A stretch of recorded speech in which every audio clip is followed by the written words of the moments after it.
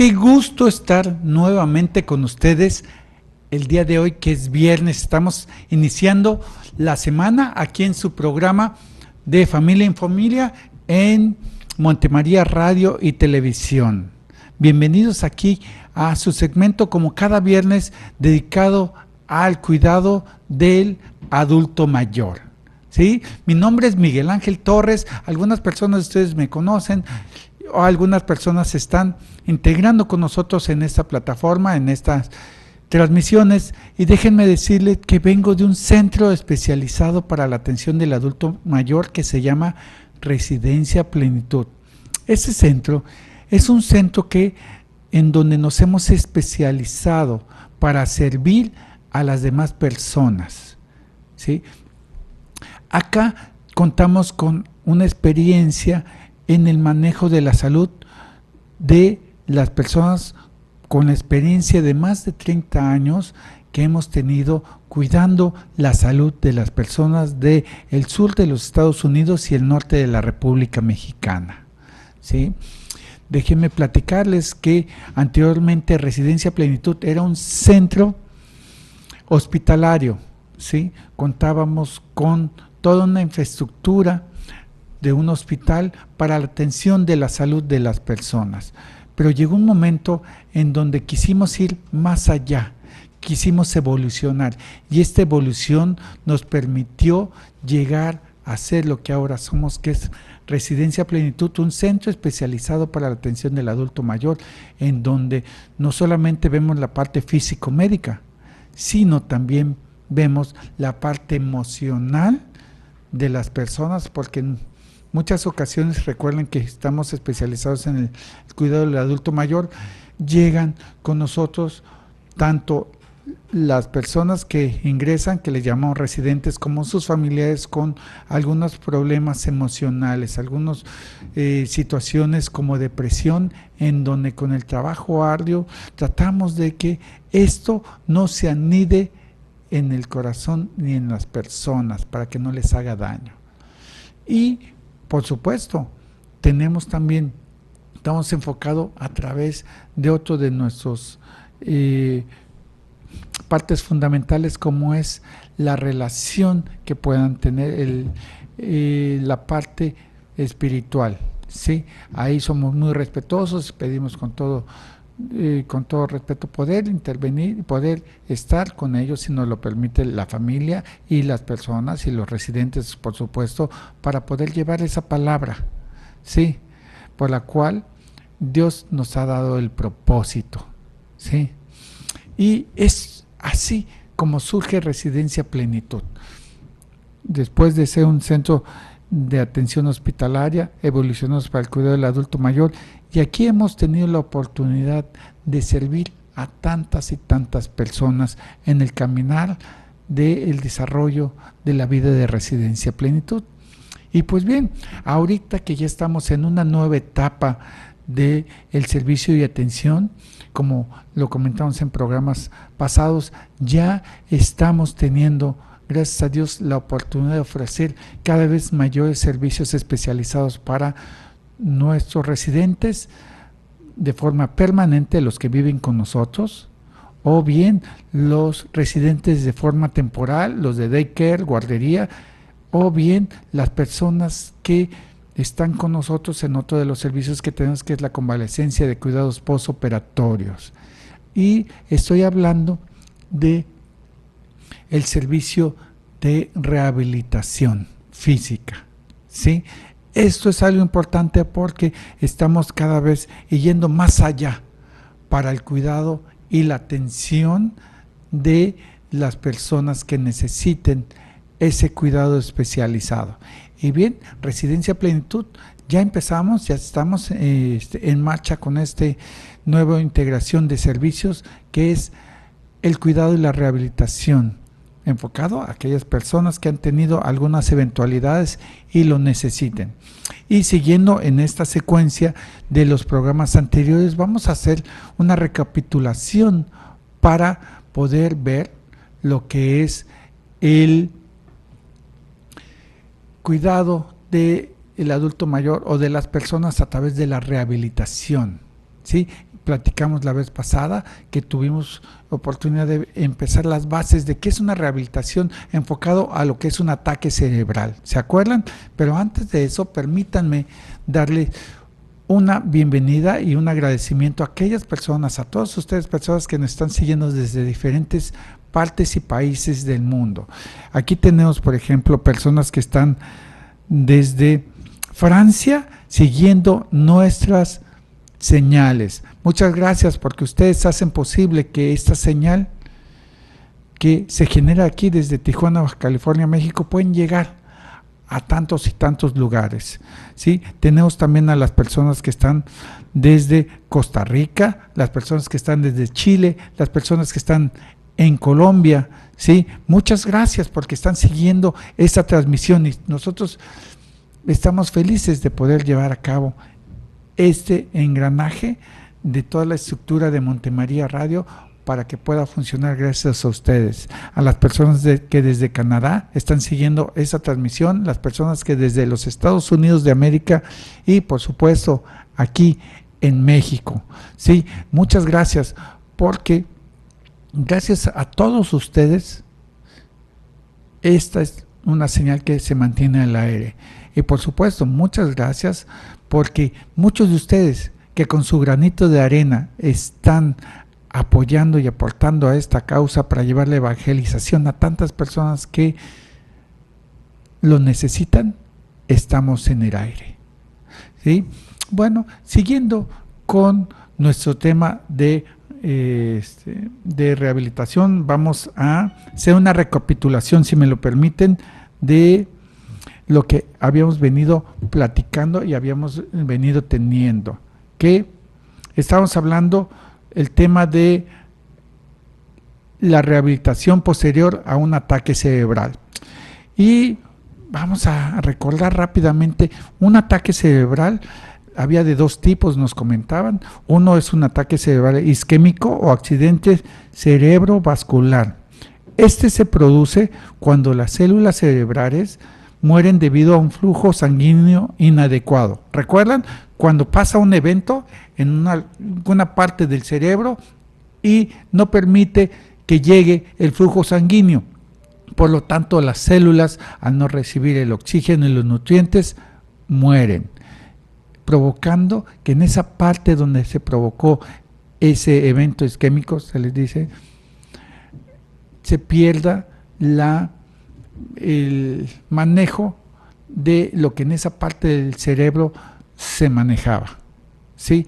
Ya se tiene una secuela, una secuencia de un problema que se generó. Y también hay otro tipo de ataque cerebral que se le llama hemorrágico. ¿Se acuerdan de las dos? El que es accidente cerebrovascular, que no llega la sangre, por consecuencia no tiene oxigenación y no tiene nutrientes y las células se mueren, o bien lo que es un ataque cerebral hemorrágico, o también le llaman derrame. Esta está causado por la explosión de un vaso sanguíneo en el cerebro que causa hemorragia dentro o alrededor del cerebro.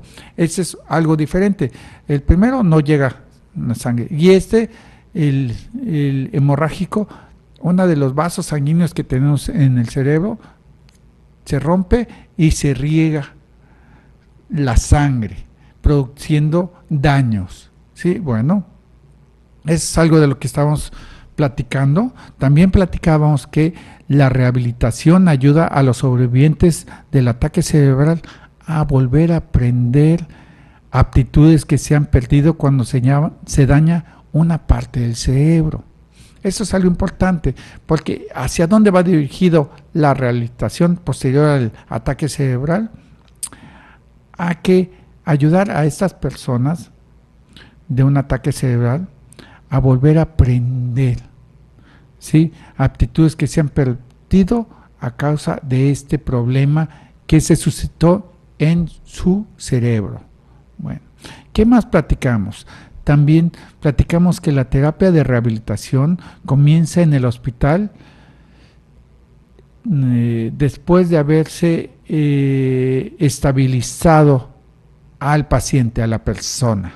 ¿Sí?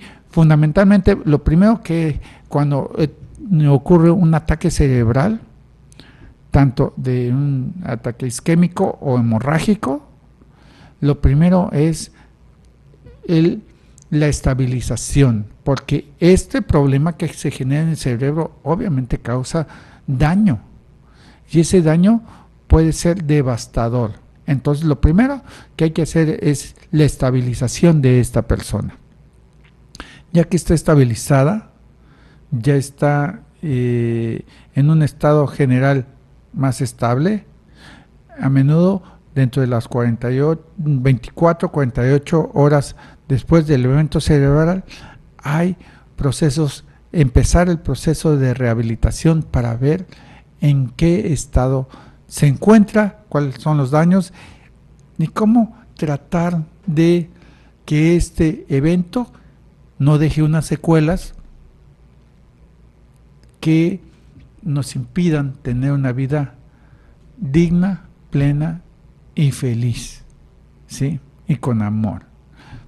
Ahora bien, también tratábamos que dependiendo de muchos factores, inclusive el alcance de la lesión inicial, porque puede haber una lesión inicial, pero después se puede convertir en otro tipo de lesión más grande, los pacientes pueden progresar de sentarse y ser movilizados entre la cama y una silla a pararse, a soportar su propio peso y caminar con o sin ayuda, ¿sí? Esto es dependiendo de el lugar en donde la lesión se encuentre, ¿sí? Entonces, y estamos comentando también qué discapacidades resultan de un ataque cerebral. Aquí es donde nos quedamos la vez pasada, en donde platicábamos que los tipos y grados de discapacidad que siguen a un ataque cerebral dependen del área del cerebro que está dañada y cuánto se dañó. De ahí, para empezar,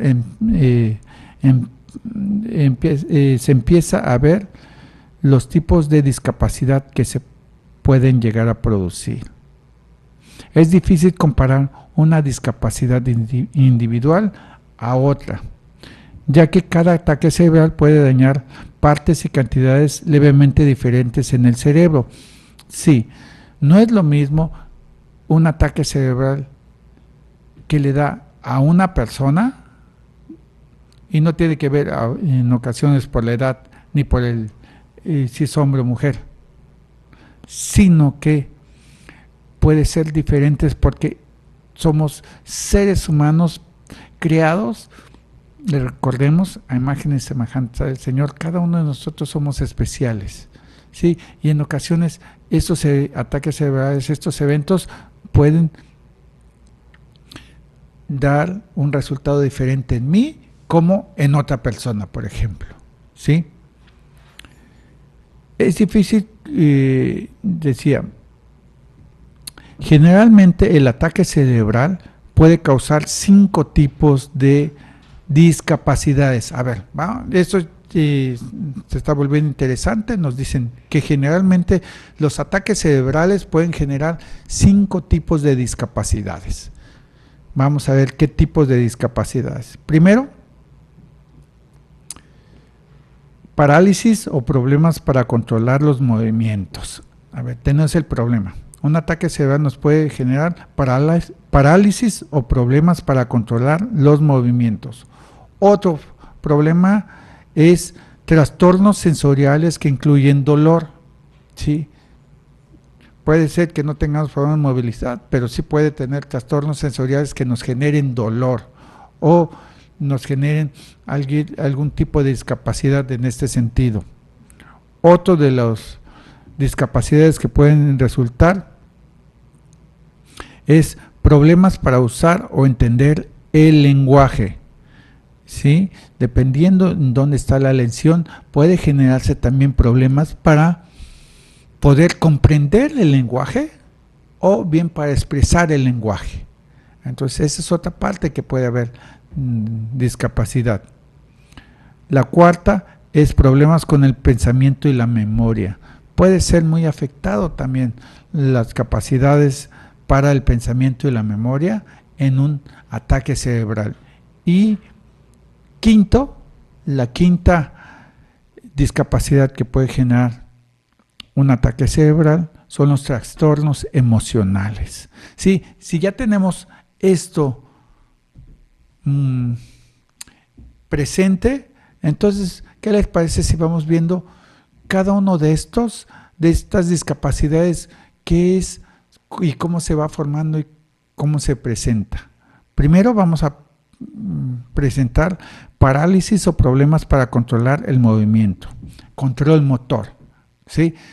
Cuando se tiene un ataque cerebral, la parálisis es una de las discapacidades más comunes resultantes del ataque cerebral. Generalmente la parálisis se produce en el lado del cuerpo opuesto al lado del cerebro dañado por el ataque cerebral, pudiendo afectar la cara, un brazo, una pierna o todo el lado del cuerpo. ¿Sí?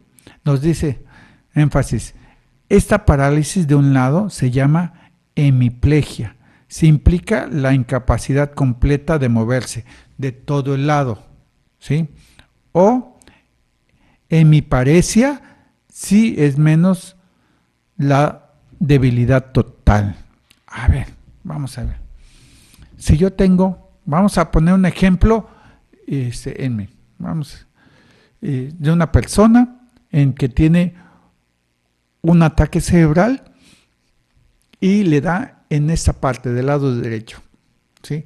Si le da del lado derecho, el problema se va a presentar en el lado izquierdo, ¿sí?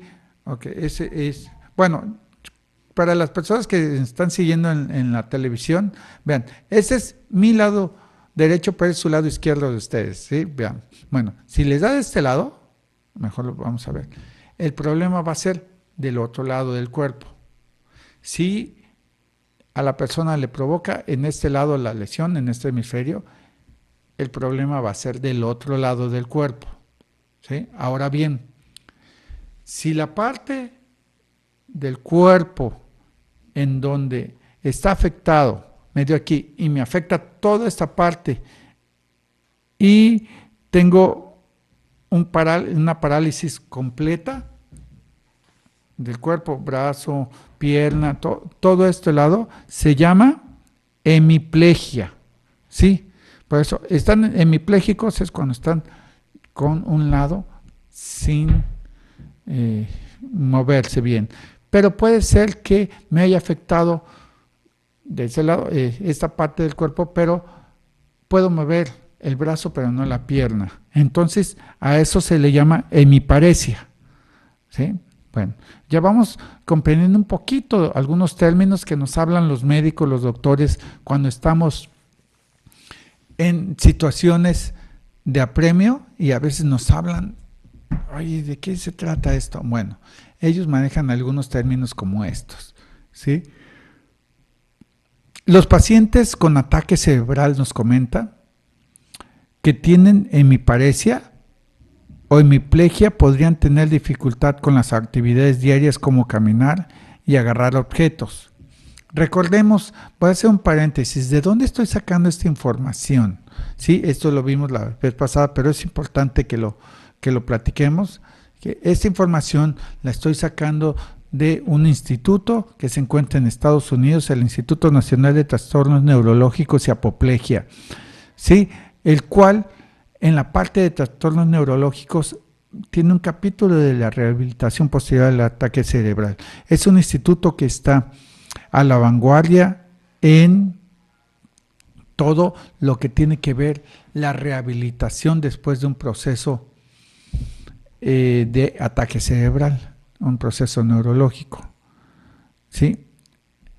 Entonces nos comentan, algunos pacientes con ataque cerebral tienen problemas para tragar, llamado disfagia. El problema cuando una persona tiene problemas para tragar, para deglutir, se llama disfagia debido al daño en la parte del cerebro que controla los músculos de la deglución. Bueno, entonces También cuando se tiene un ataque cerebral y se tiene un problema para poder deglutir, para poder tragar, eso se llama disfagia, ¿sí?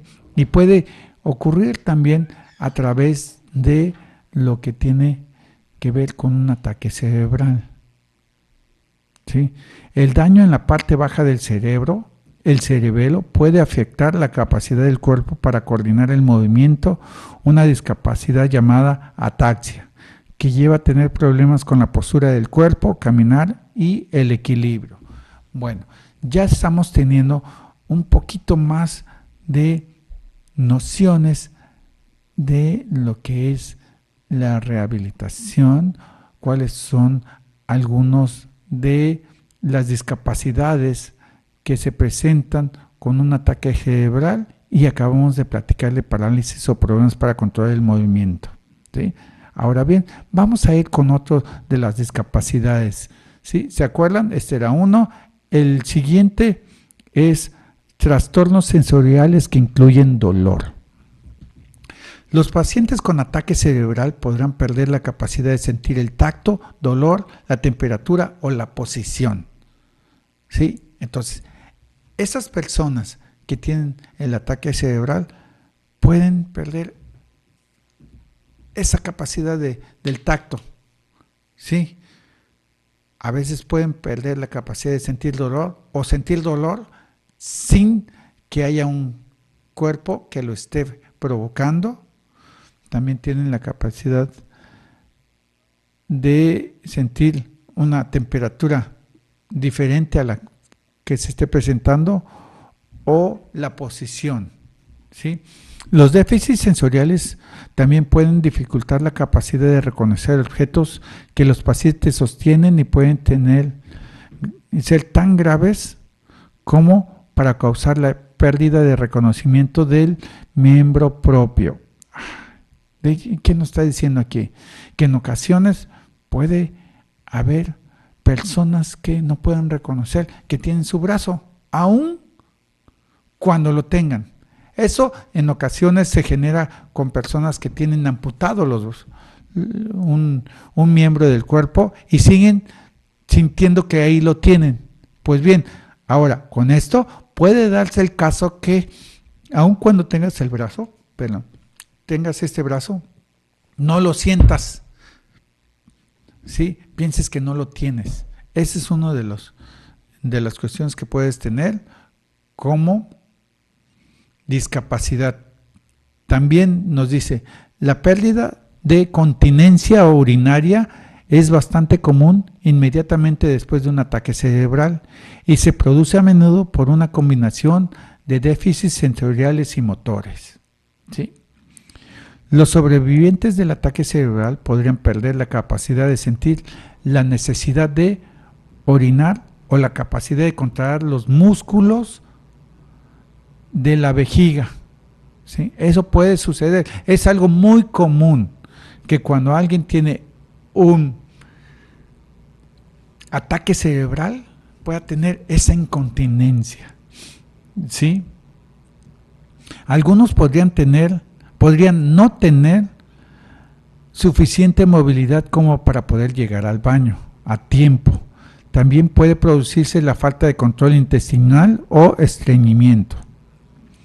Algo muy importante que nos marca aquí la bibliografía con el instituto es que no es común la incontinencia permanente posterior a un ataque cerebral. A ver, dice, no es común la incontinencia permanente posterior a un ataque cerebral, pero aún la pérdida temporaria de control vesical o intestinal puede ser emocionalmente difícil para los sobrevivientes del ataque cerebral.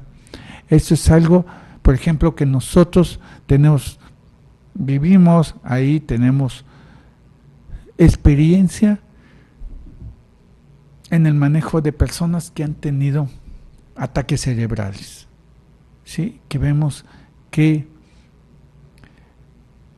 no tienen control de su cuerpo por una lesión que tienen, pero están conscientes y al no poder tener la retención de sus líquidos, pues tienen incontinencia urinaria o fecal. ¿Y qué es lo que hay que hacer? Es ayudarles, asearlos, limpiarlos, y se utilizan ropa interior desechable adecuada para la etapa en donde se encuentren, y esto puede llegar a causar, pues de forma emocional, un impacto muy fuerte para la persona, ¿sí? Porque puede haber sido que fue un ataque cerebral, como la mayoría se dan de forma imprevista, cuando esa persona era muy funcional, ¿sí? Y de repente de estar funcional, haciendo todas tus actividades, te encuentras en la cama, en donde estás siendo atendido por seres amados, personas que están con la mejor disposición para ayudarnos cuando podemos estar en una posición así, pero no dejamos de sentir un dolor y emocionalmente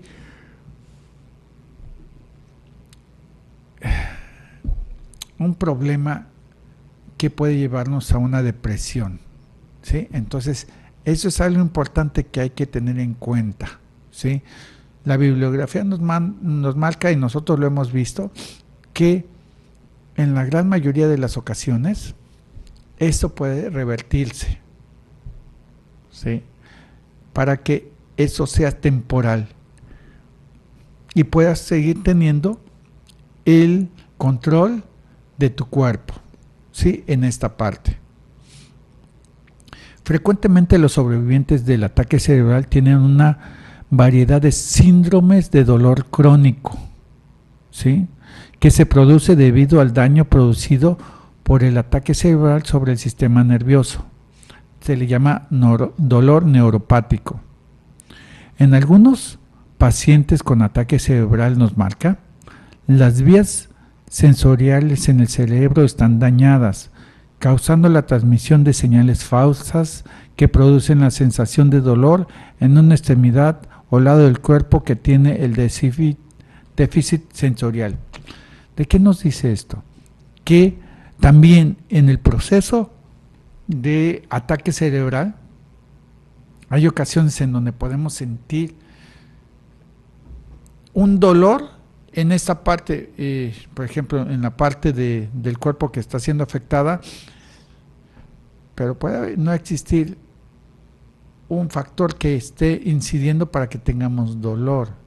Ejemplo, vean, aquí, si yo llego y me pellizco, voy a tener dolor, y ese dolor es fomentado por un movimiento externo, por una fuente externa, o puede ser por una fuente interna, ¿sí? Que esté generando ese dolor. Bueno, pero hay una causa que motiva este dolor. Pues bien, con los ataques cerebrales a veces puede haber sensación de dolor sin que haya algo que lo motive. Tanto en el interior como en el exterior no hay nada que motive que me duela esa parte de la mano, pero yo tengo dolor. Eso es algo que les puede suceder a las personas con ataque cerebral, ¿sí? Y puede ser desesperante, sí, puede ser desesperante, por eso es algo de lo más importante que estemos preparados. ¿Y cómo podemos estar preparados? Leyendo, informándonos, ¿sí? Para que en alguna eventualidad estemos listos, o bien, si pasa la eventualidad, ponernos a estudiar de forma inmediata, pedir consejo, pedir ayuda a las personas que están dedicadas a esto o que ya han pasado por esto. Recuerden, Residencia Plenitud está para poderles apoyar y servir en todo tiempo y lugar, ¿sí? Vamos a ir a una pequeña pausa y regresamos para seguir viendo algunas discapacidades, las otras 3 discapacidades que pueden surgir después de un ataque cerebral. Monte María, Monte María, Dios es amor y te ama. Enviar tu granito de arena por internet es fácil y sencillo. Para iniciar, en la barra de dirección de tu navegador de internet, escribe montemaria.org. Al abrir la página, dale clic donde dice Granitos de Arena, en el menú principal. Busca hacia abajo el botón Donar y nuevamente dale clic. En la siguiente página, en la parte de arriba, escribe la cantidad a donar. Y en el formulario de abajo, escribe los datos de tu tarjeta bancaria. Para finalizar, dale clic en aceptar. Este método es rápido y seguro. Lo puedes hacer en cualquier parte del mundo y a cualquier hora del día. Gracias por apoyar esta obra de evangelización con tu granito de arena. Te presentamos una nueva forma de sentirte y verte bien con los 90 nutrientes de Chanchevery. El Dr. Joel Wallach ha desarrollado por décadas estos 90 nutrientes que ya están ayudando a cientos de personas en todo el mundo. Súmate a esta experiencia Chanchevery. Ven a nuestras reuniones informativas en Montemaria.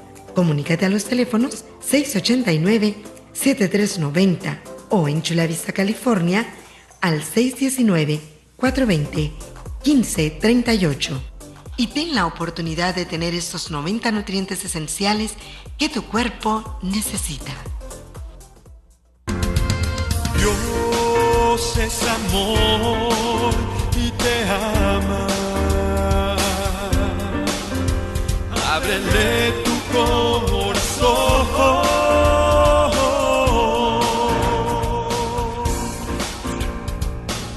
Ya estamos de regreso aquí en su programa de Familia en Familia, como cada viernes, en su segmento del adulto mayor. Y el día de hoy estamos viendo y haciendo continuación de programas anteriores donde estábamos hablando de rehabilitaciones cuando se tiene problemas de ataques cerebrales. Y dentro de estos problemas que van surgiendo a través de un ataque cerebral, van presentándose diferentes tipos de discapacidades. Y hemos platicado de que hay 5 tipos de discapacidades. Ya hemos visto la discapacidad de motriz, que no nos podemos mover. Ya vimos la discapacidad para la cuestión sensorial, que incluyen dolor, ¿sí? Pero ahorita vamos a continuar con una discapacidad que tiene que ver con problemas para usar o entender el lenguaje, y esto se llama afasia, ¿sí? Nos dice que al menos un cuarto de todos los sobrevivientes de ataque cerebral tienen un deterioro del lenguaje. O sea, el 25% de las personas que sobreviven a un ataque cerebral tienen problemas con el lenguaje, que implica la capacidad para hablar, escribir y entender el lenguaje hablado y escrito. Sí, eso es algo importante para que tengamos en cuenta que esto llega a suceder a las personas que tienen ataque cerebral. Una lesión inducida por el ataque cerebral a cualquiera de los centros cerebrales del control del lenguaje puede deteriorar severamente la comunicación verbal. ¿Sí? Si esa lesión es hemorragia o ese evento isquémico, ¿se acuerdan que ya hemos platicado de eso? Afecta una parte del lenguaje, pues bueno, eso nos puede limitar mucho la forma de nuestra capacidad de podernos comunicar con las demás personas. Sí. Los centros dominantes del lenguaje están en el lado izquierdo del cerebro en las personas diestras y en muchos zurdos. Sí, a ver, nos dice, los centros dominantes del lenguaje están en el lado izquierdo del cerebro de las personas derechas, diestras y muchos zurdos. O sea, están de este lado. ¿Sí? Entonces, eso es algo importante, nos podemos dar cuenta. Si una persona tiene un ataque cerebral y le afectó el lado izquierdo, ¿de qué lado va a presentar el problema? Pues su brazo derecho, su pierna derecha en sí,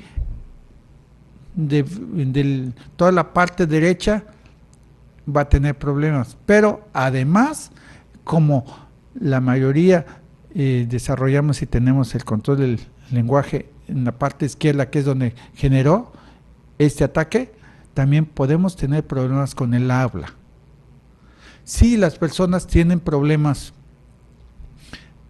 para poder movilizar la parte izquierda, la pierna izquierda y todo, el evento fue en el lado derecho y ahí no hay tanta afectación en el proceso del habla, ¿sí? Eso es algo que ustedes pueden darse cuenta. ¿Dónde tiene el problema? Visiblemente del lado derecho, entonces puede tener problemas del habla. Si es del lado izquierdo, no puede mover, posiblemente no tenga problemas en el habla. Eso es algo que muy rápido podemos captar, ¿sí? Eso es uno de los aprendizajes de eso que estamos viendo, ¿sí? El daño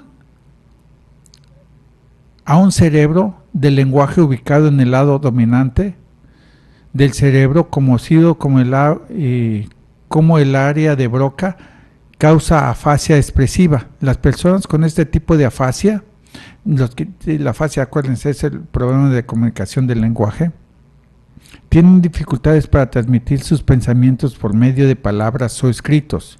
Pierden la capacidad de decir las palabras que están pensando y de unir palabras en oraciones coherentes, gramaticalmente correctas. En contraste, el daño a un centro del lenguaje ubicado en la posición posterior del cerebro, llamada área de Wernicke, causa afasia receptiva. ¿Qué es la afasia receptiva?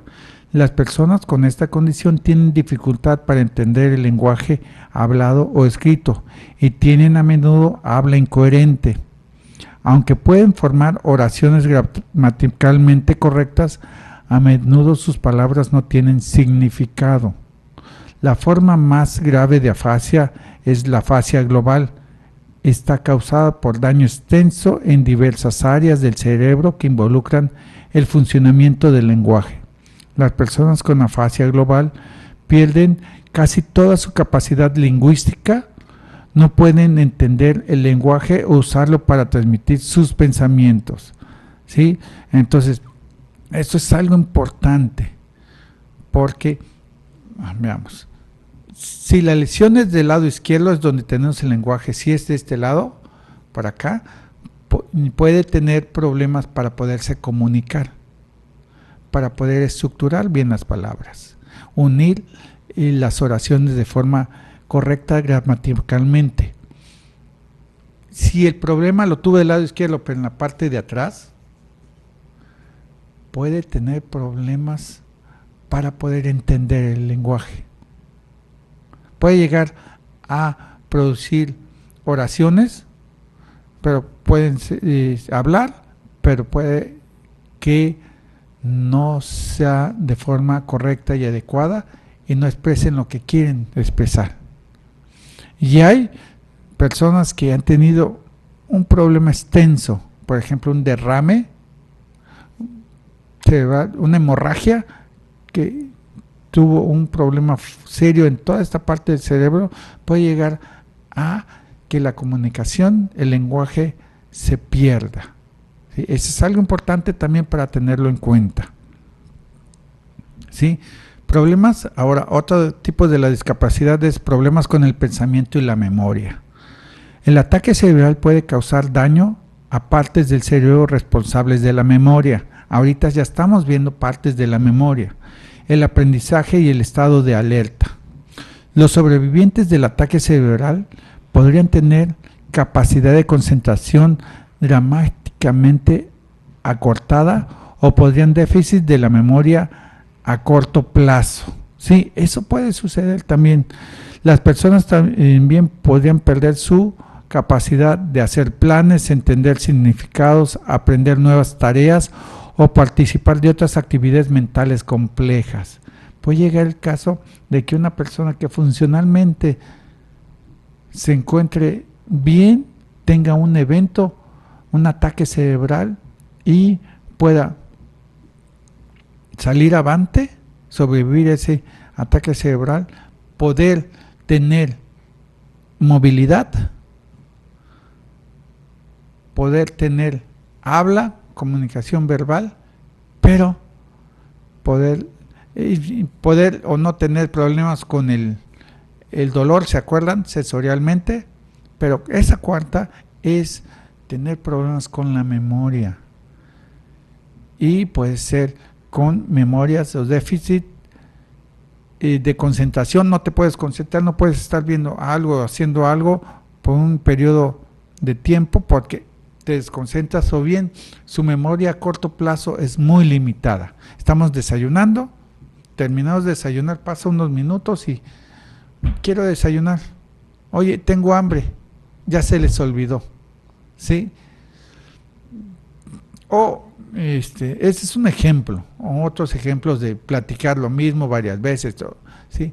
Eso puede llegar a presentarse, ¿sí?, en un ataque cerebral. Dos déficits bastante comunes resultantes del ataque cerebral son la anosognosia, que es una incapacidad de reconocer la realidad de los impedimentos físicos resultantes de un ataque cerebral, y descuido, la pérdida de la capacidad de responder a objetos o estímulos sensoriales ubicados en el lado afectado por un ataque cerebral. Los sobrevivientes del ataque cerebral que desarrollan apraxia, pérdida de la capacidad de llevar a cabo un movimiento resuelto aprendido, como tomar el celular, ya aprendí que yo puedo agarrar el celular, marcar y hablar por teléfono, ¿sí? Eso también puede perderse, lo recién aprendido, ¿sí? No pueden planear los pasos implicados en una tarea compleja y actuar sobre la misma en secuencia apropiada. Los sobrevivientes del ataque cerebral con apraxia también tienen problemas para seguir un conjunto de instrucciones. La apraxia parece estar causada por una interrupción de conexiones útiles que existen entre el pensamiento y la acción. ¿Y qué pasa con esto? ¿Sí? Que en ocasiones nosotros podemos ver a una persona que podamos decir, está bien, se ve que no tiene ningún problema, pero no puede seguir indicaciones, ¿sí? Indicaciones para un procedimiento, indicaciones de seguimiento de algunas cuestiones que pueden ser importantes, y pueden haber personas que no conocen de esto y pueden recriminarles, hacerles sentir mal, y ellos, aunque se esfuercen y quieran, en ocasiones no pueden, y eso genera conflictos muchas veces en la familia. Muchas veces empieza un problema depresivo porque la persona se da cuenta que a través de lo que él no puede hacer, pero también a través de lo que recibe, de los reclamos de las personas que están con él, y empiezan procesos y problemas depresivos. También esto nos puede ayudar si tenemos el conocimiento de que estos son algunas de las cosas que pueden resultar. Otra de las cuestiones es trastornos emocionales. Muchas personas que sobreviven un ataque cerebral tienen miedo, ansiedad, frustración, ira, tristeza y una sensación de pena por sus pérdidas físicas y mentales. Estos sentimientos son una respuesta natural al trauma psicológico del ataque cerebral. Algunos trastornos emocionales y cambios en la personalidad están causados por los efectos físicos del daño cerebral. La depresión clínica, que es un sentido de desesperanza que interrumpe la capacidad de la persona de funcionar, parece ser el trastorno emocional más comúnmente experimentado por los sobrevivientes del ataque cerebral. Los signos de depresión clínica incluyen trastornos del sueño, un cambio radical en los patrones de alimentación que puede llevar a la pérdida o aumento súbito de peso, letargo, aislamiento social, irritabilidad, fatiga, odio a sí mismo, y pensamientos suicidas. La depresión posterior al ataque cerebral puede tratarse con antidepresivos y asesoramiento psicológico. Acuérdense que en su programa de familia en familia destinado al adulto mayor, pues muchas de las cuestiones que estamos aquí vemos van enfocadas a los adultos mayores. Recuerdan que el adulto mayor está establecido aquí en México a partir de los 60 años y hay médicos que se enfocan a este segmento de la población, que son los médicos geriatras, en donde les hemos recomendado que puedan acudir con ellos. Ellos les van a ayudar para tener un mejor manejo al cuidado del adulto mayor, ¿sí? ¿Qué profesionales médicos se especializan en la rehabilitación posterior al ataque cerebral? Nos dicen que la rehabilitación posterior al ataque cerebral involucra a médicos, enfermeras de rehabilitación, terapeutas físicos, ocupacionales, recreacionales del habla y del lenguaje, y vocacionales y profesionales de la salud mental. ¿Sí? Bueno, aquí en esta parte ya empiezan a verse personal especializado para hacer la rehabilitación, pero fundamentalmente, ¿qué es lo que hemos estado viendo? Un ataque cerebral, ¿qué es? Que se divide en dos partes, qué consecuencias tiene, qué discapacidades tiene 5 discapacidades, para que vayamos aprendiendo a partir de cuándo se puede empezar a hacer la rehabilitación después de que ya esté estabilizado la persona. Pues bueno, todo esto es algo que podemos ir conociendo para poder, en ocasiones, puede que no nos suceda a nosotros, pero hay personas a nuestro alrededor que tengan ese tipo de problemática y que necesiten una palabra, necesiten una ayuda, y esa ayuda puede ser a través de ustedes, ¿sí? Miren, acabo de pasar una situación el fin de semana pasada con una persona que necesitaba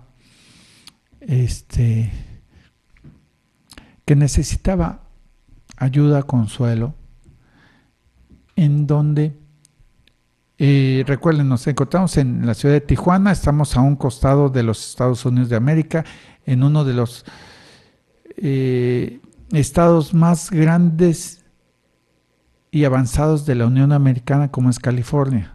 Hay muchos centros médicos y ahí hay personas que también son mexicanos o son migrados o son ciudadanos, pero fueron nacionalidad mexicana, o personas que necesitan servicios y cruzan para recibir estos en algunos de los centros de cuidado en los Estados Unidos. O puede ser aquí también, de los ya para acá en México.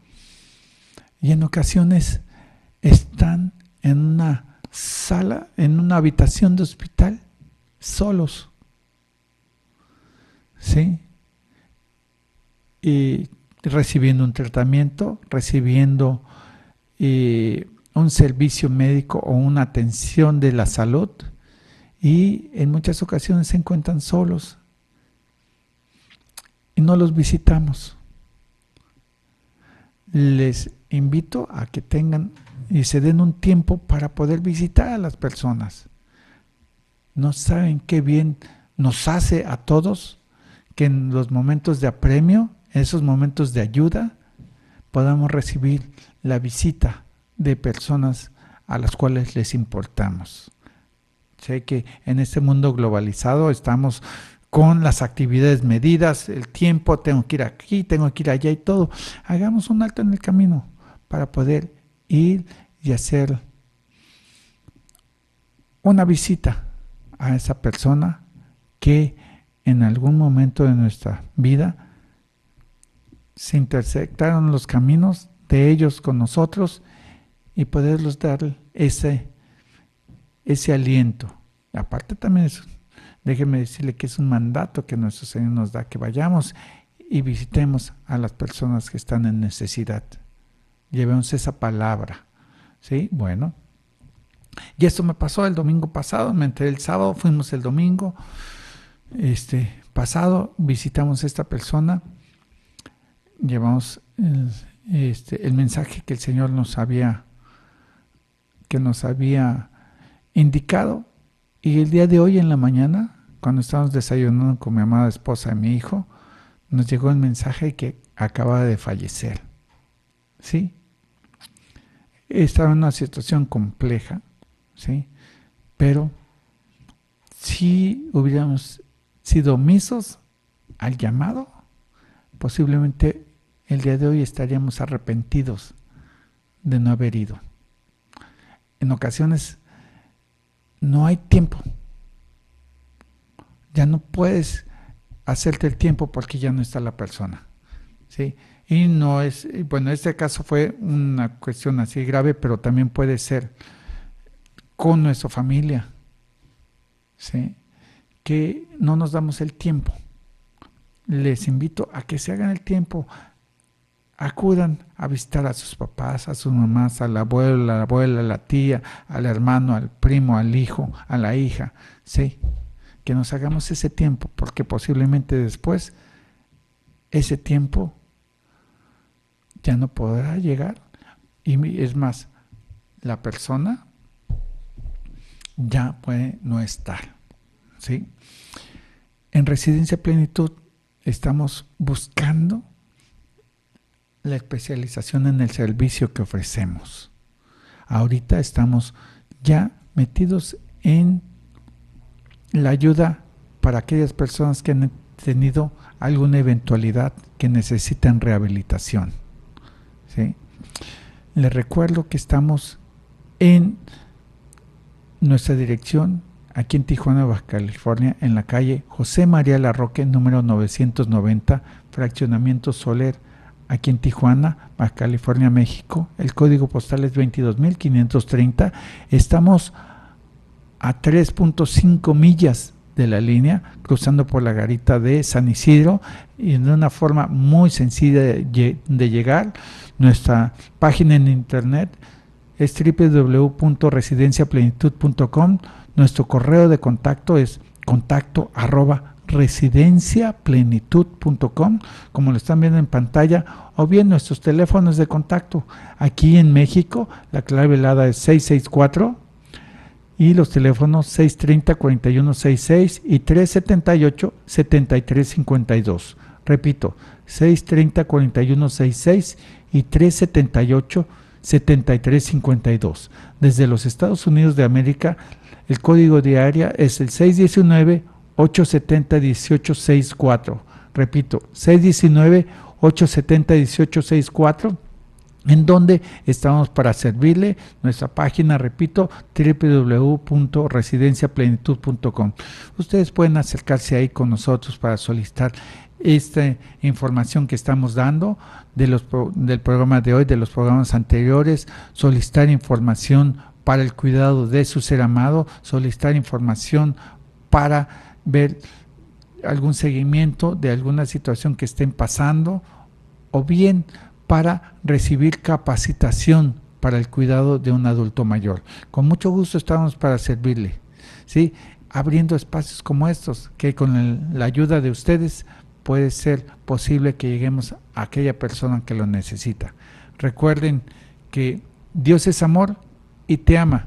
Dios los bendiga. Muchas gracias.